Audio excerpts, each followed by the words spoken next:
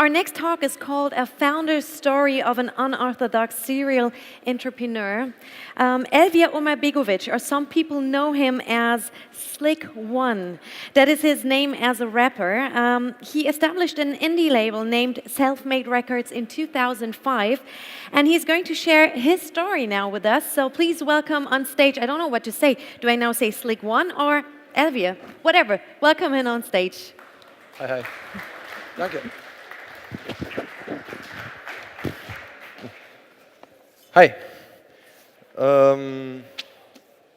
I wrote some stuff down at breakfast, so I would have a story to tell to you. I don't know what kind of group is in front of me. I have no idea, but I hope you have enough focus and attention to listen to me because I don't have a lot of slides with me.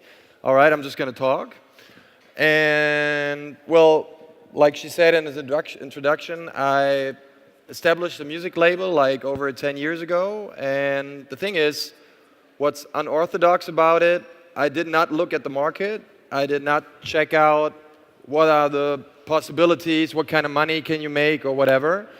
I just like music. So I got into the hip-hop business and we started producing records without any knowledge of the business. So I don't know what the word is. In Germany you say Quereinsteiger. You know, I just got into it. And back then I had a good friend. He was a very successful rapper already.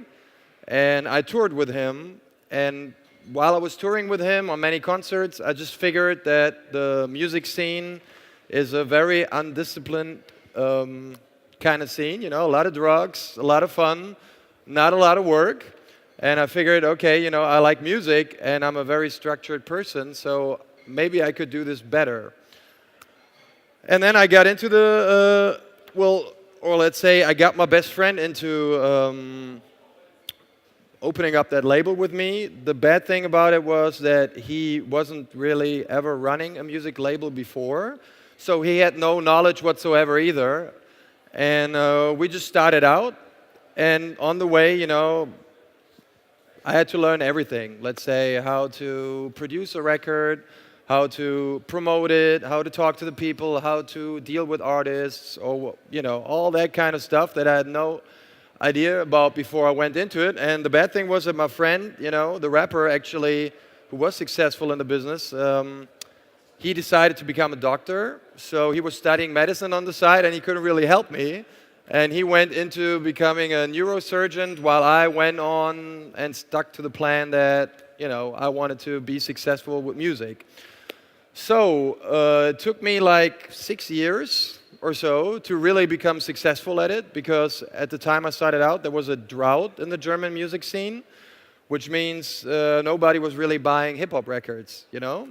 And if you do that for 5 or 6 years, you know, you get better at releasing and you get better at what you do, but you know, you're still not making money. And so the unorthodox thing about that is probably that I was doing that for 5 years, not making a lot of money, but you know, it was driven out of passion. And the thing is, I guess a lot of you guys have ideas and want to do something, and maybe, you know, your passion drives you, and that's what I really believe. It's like if you really want to be good at something, you know, you have to be crazy about it every day, every night, whatever. All you think about is, okay, how can I get better at this? How can I make this thing better?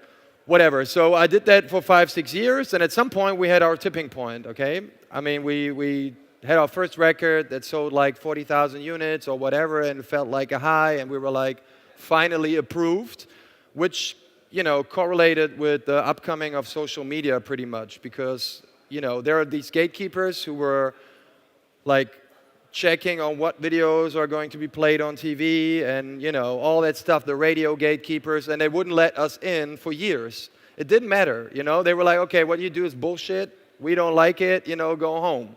So we didn't really have I personally didn't really have the connection to those people. They were sitting in Berlin and they were partying together, you know, and I was not in that in crowd, and I didn't want to be, you know. I was like, all right, look, we have a good product. You know, the youth is probably listening to it or would like it, but they would just deny us. So at some point, you know, the social media grew, And we pretty much just started taking off. We had like crazy views. I remember the first time we had 1 million views on a music video like 7, 8 years ago in a week or so. And that really, started to draw attention to us. And at that point when we really got big, or like we had the breakthrough, everybody, of course, was getting at us, whatever, the same story that happens to everybody that gets successful. And what I was thinking at that point, though, was, I think it was around 2010, we started getting a lot of attention, a lot of views, a lot of, influence, if you want to say so. I mean, I don't really like that word, but, I think it's pretty common. So we started to get this influence, and I was thinking, man, we aren't really making a lot of money with records, but we want to continue selling records. So I was thinking maybe, we should have a side business in order to monetize. So I remember I was on a concert in Switzerland with one of my main rappers, Kollega, and there was a security crowd around us, 4 guys that were wearing all these old Lacoste suits. And I was like, man, I like those, I remember when I was like, I don't know, 10 years younger or 15 years younger, I always wanted to have one of these, but I didn't buy them. So I went back to Düsseldorf, and I went to the Lacoste shop, to find one of these colorful, cool suits. And what I found was like pastel, cream, very, very low-key suits, for tennis.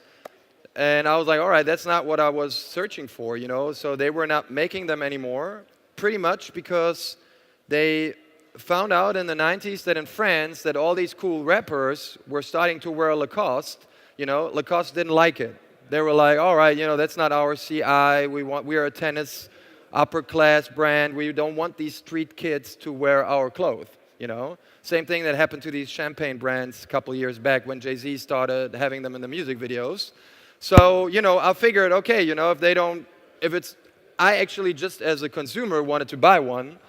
And I was thinking, man, if I can't buy one, hey, let's do it on our own, So I reached out to these guys that I was doing textiles with, merchandise and all that stuff. And I was like, listen, I have this idea, and I want to do these suits. Wait, I don't have many slides, but I think I have a picture. Here you go. So I was thinking, man, let's do these suits of our own. Let's endorse our rappers, let them wear it in their music videos, whatever. And we really liked that stuff, Like we were like, okay, we want to have this for ourselves. So what happened is when the music business took off and we got all these views was that, this brand generated a lot of money overnight, I don't know. I think the first time we put it in one of our spots or whatever, I think we generated like 6 figures in 24 hours over our own online store, And it started to get interesting. So we developed like a whole line, and we endorsed other rappers and everything. So the good thing about that was that, like the structure before, nobody came to us and was like, oh, look, guys, you have all this reach, we want to work with you, we want to, let you promote our product or whatever. We did it all by ourselves, which means we had one online store.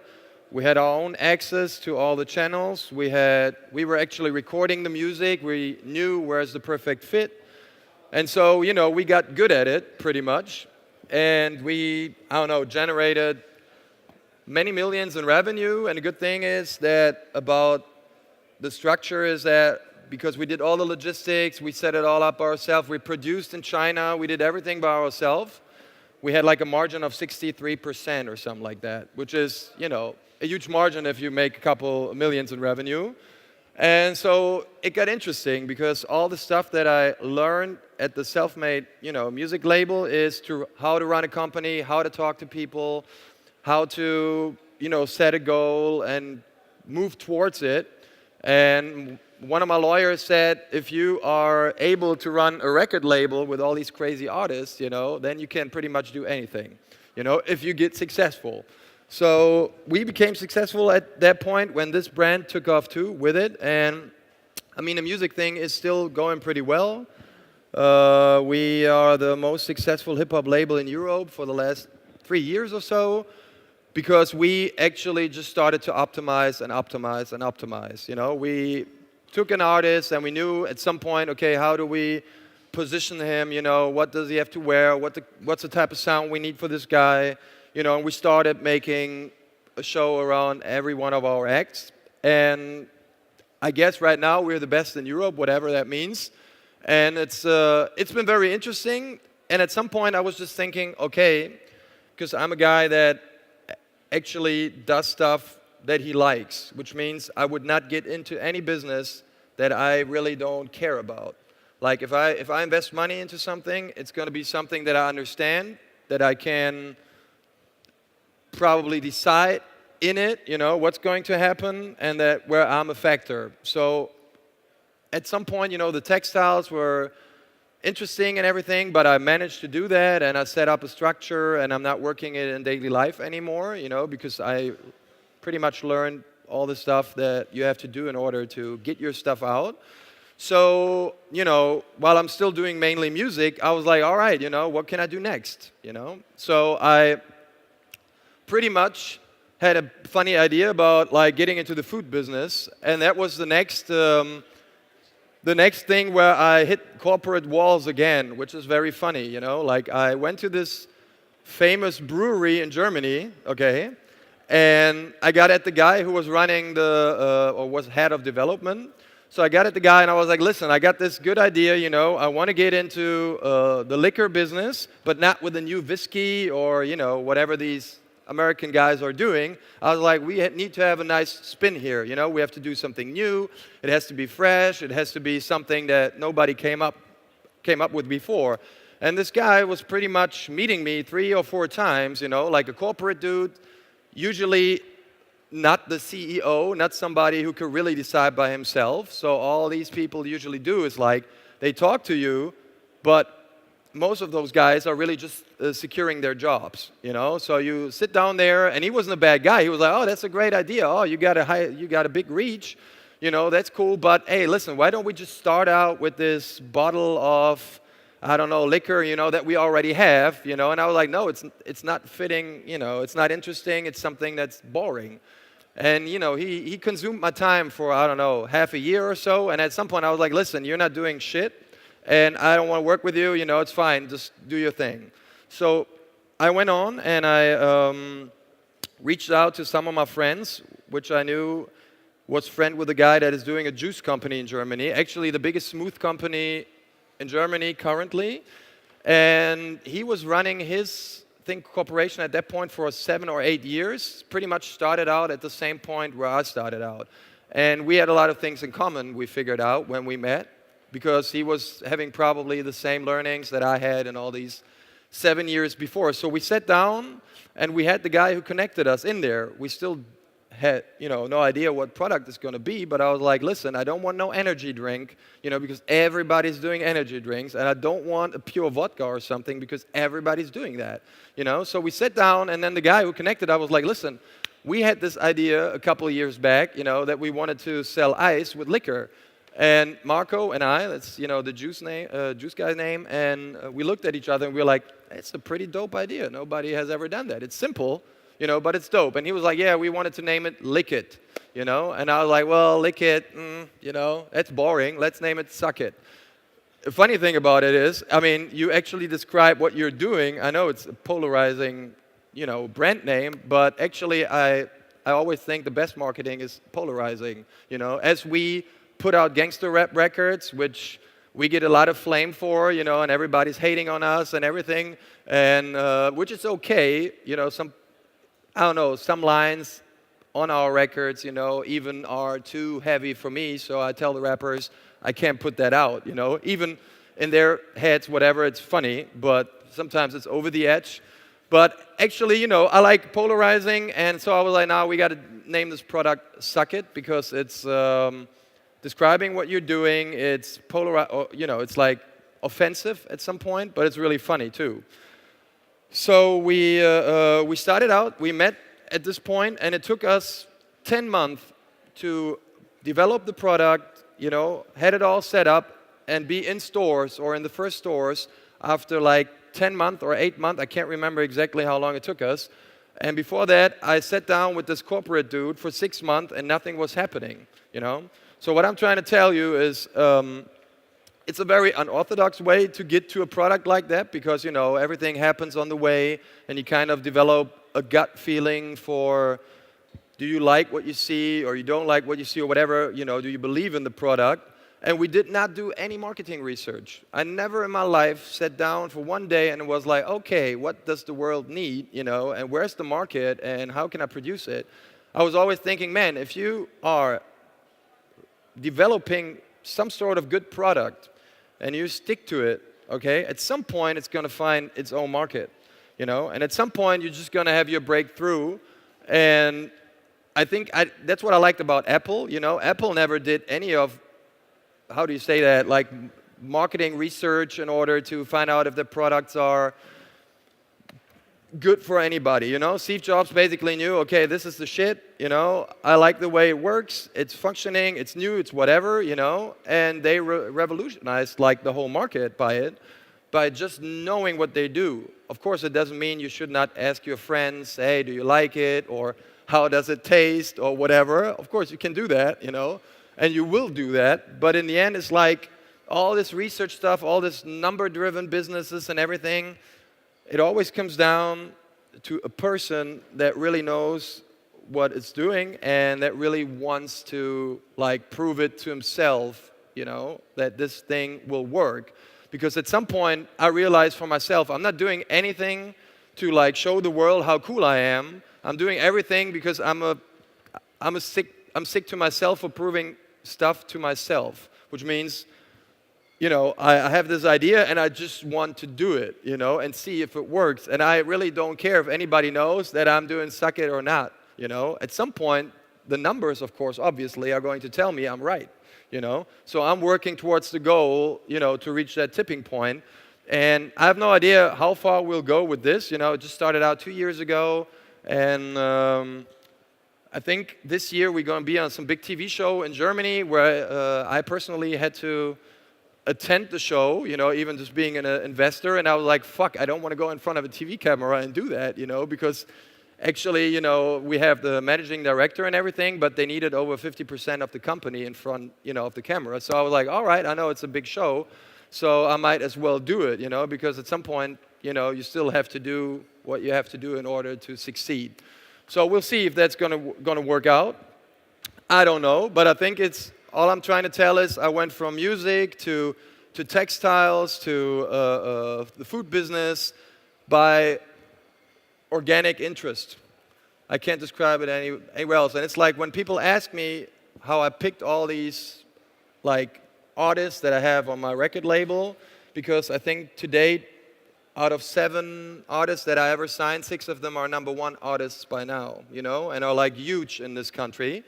And everybody was like, okay, you know, how do you know, who's the next big thing or whatever? And my answer is, I can't tell you that. I don't even know myself how I know it. I just feel it, I see it, whatever, you know, and I decide to sign these people. And of course, I developed some tools on the way that helped me, you know, to push these people, you know. And of course, we developed a brand, and at some point, if we put something out, people look towards us and are like, okay, if they're putting it out, I might as well look into it. So, you know, it's a gut feeling. That's it. It's like if you have the right gut feeling, you know, if you meet the right people, you will know. It's like, you know, at some point you will just know, you will just feel it, and that's what I personally stick to. And I took a lot of risk for that, you know. Like at some point I was risking my whole entire private life, you know, financially in order to believe in my goals. And that was like, I don't know, that was a couple of years back, and it was like 600,000-700,000 euros, you know. And if that didn't work out, I would have been pretty much fucked, you know. I don't know how to describe it else. So I did that because I believed in, you know, our success, and I was lucky in the end that it worked out, you know. I'm not telling you to do whatever you want to do, you know. You should still look around if this is realistic what you're doing, you know, and you should be smart, you should learn. And the basic thing is, though, you know, you have to really believe in what you're doing. Don't do stuff just to do it, to tell anybody about it. do it for yourself. And if you feel like, man, I don't care what anybody thinks, I want to get better at this, that's, I think, the best way to really show passion or to really be sure about what you're doing, So, I don't know. I mean, I really like this ice cream, I don't know if it's going to work out. I believe in it. We're going to see. I think it's good. But of course, you will have failure at some point, Like, first 5-6 years, my record label was a failure, pretty much in money, like, from a money kind of view. But then at some point it took off, and now it's a huge success. And the thing is, you have to figure out yourself how long you're going to stick with it. You have to be persistent, and you have to have fun. If you don't have fun, man, stop it. Like, you don't like what you're doing, do something else. That's all I can say. All right, I think my time is up. Sorry I didn't give you a lot of media, but I was just telling you out of reality, whatever. I'm fine. Thank you very much. Bye-bye.